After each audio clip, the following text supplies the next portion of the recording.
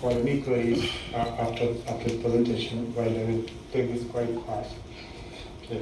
So Grameen, as we said earlier, this 20-year-old organization and largest in the NBFC and segment today, operating in 14 states and in territory with almost 16.5 crores portfolio as of September, more than almost close to 38 lakh women borrowers, and branches about 1,684, employees over 16,000, and the profitability for the year half year is 316 crores.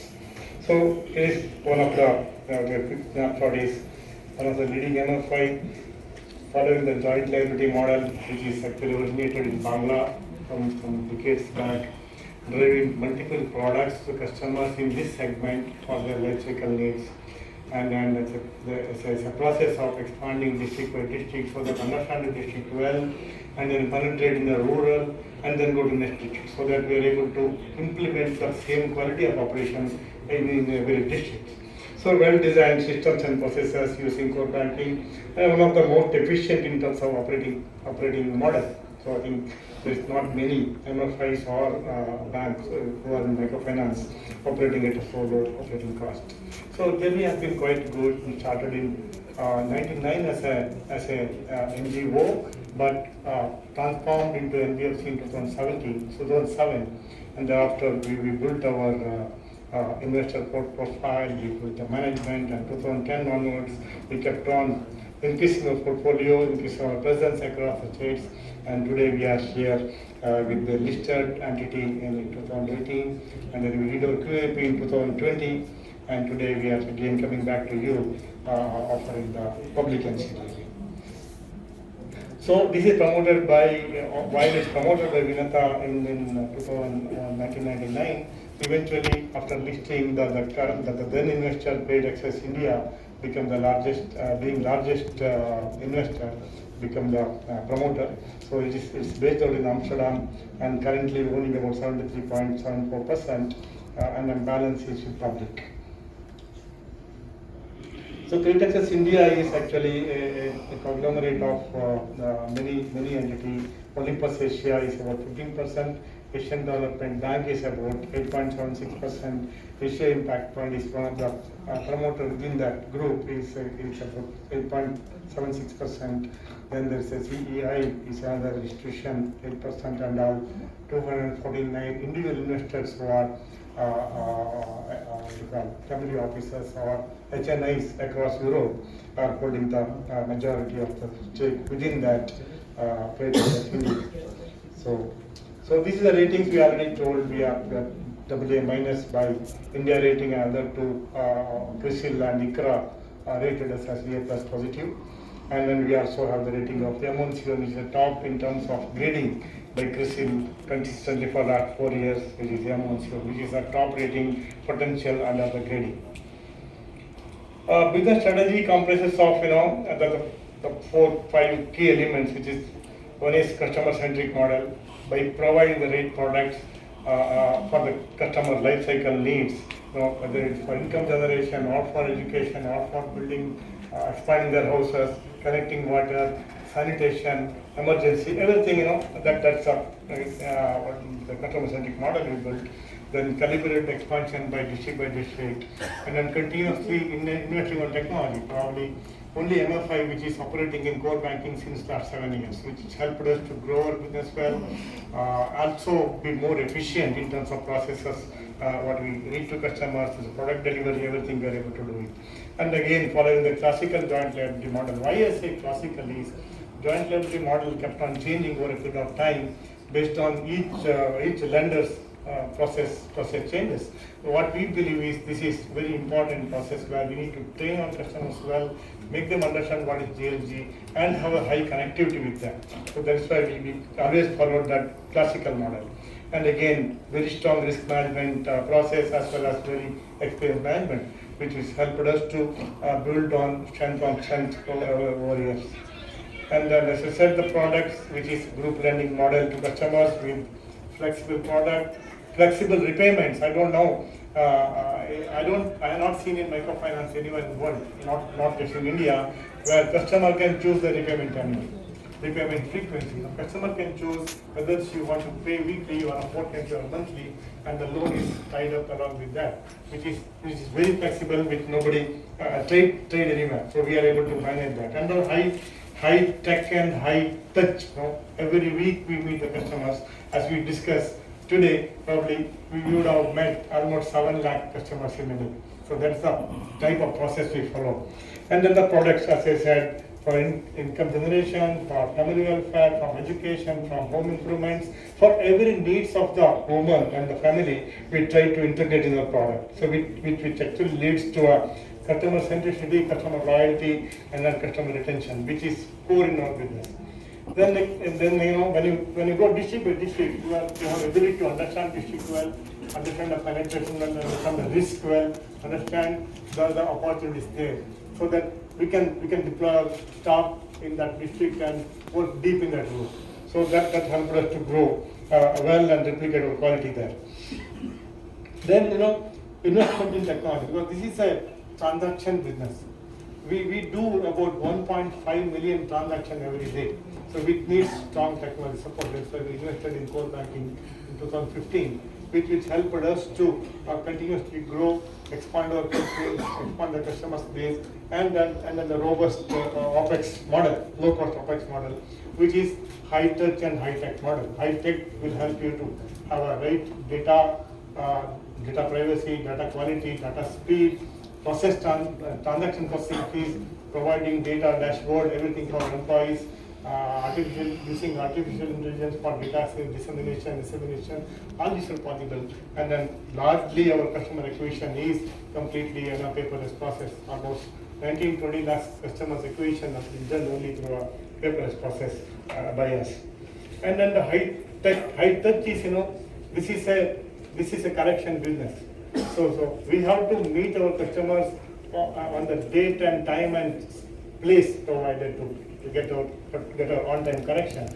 And this is a what we call the collection is from a rural low-income households. So therefore, the relation become more security than actual security. So the relation building is most important here. That's why we meet them every week. And then those who pays on weekly collect every week, those who pays on fortnightly collect alternative week, those who pays on monthly we collect on a monthly basis, once in 4 weeks. Actually, about 57% of our customer pays on weekly basis, 35% pays on a fortnightly basis, and the balance 6-7% pays on monthly basis. When you give option, that is going to that is the pattern we observe. And the classic TLG model, what I said, giving about forming the self groups of joint liability customers, self-chosen group, living within the area of 500-600 meter radius, and who knows each other well, and then train them for 4-5 days so that they understand the product, process, financial literacy, interest rates, insurance, and the joint liability model. And then start test them and then start lending to them. That's the model we follow, which helps them understand the model very well.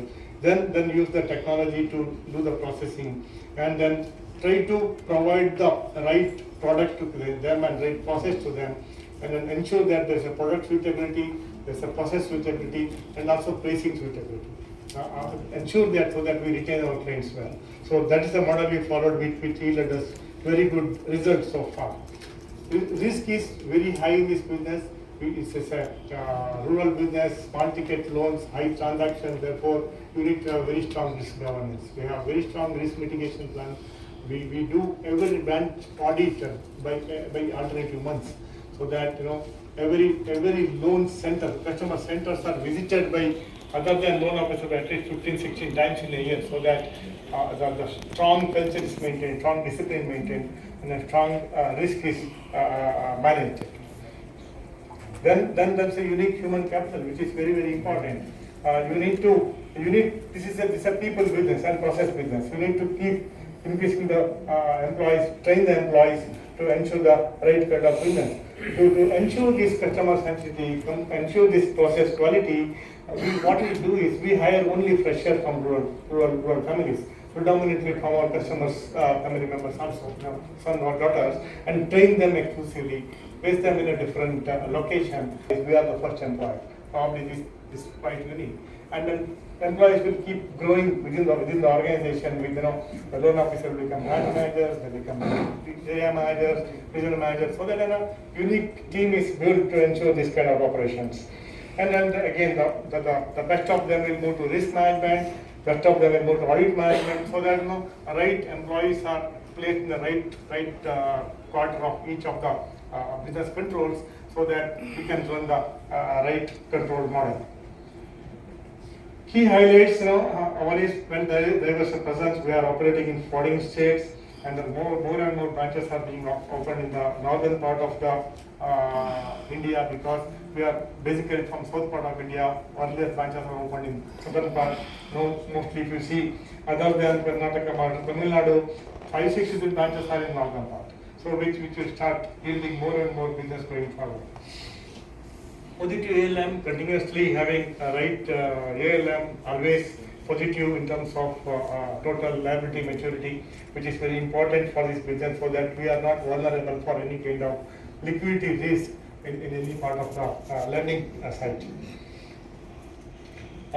Historical performance is continuously are growing about 18% AUM growth despite 2 years of COVID. Our last 2-3 years we grew, our trade grew by 18%. Branch network grew by 8%. There's a dip in customer because of some write-off because of COVID. So otherwise, pre-write-off level, again, our customer acquisition is almost 8% growth. This is the performance of the portfolio state-wise. Then you have a revenue point of view. That's almost 27% CAGR growth in revenue. Net income margin has gone up, and then profit has gone up. Though there was COVID, but we still delivered good profit both year. And then FY20 we gave 335 was profit. FY21 131, whereas FY20 again we gave more than 2% ROE. And EPS of course quite good. And then repayment rate is it's annual repayment. Actually, this both are a bad year. Still we dropped 92+% collection rate in 21 and 93% in 22.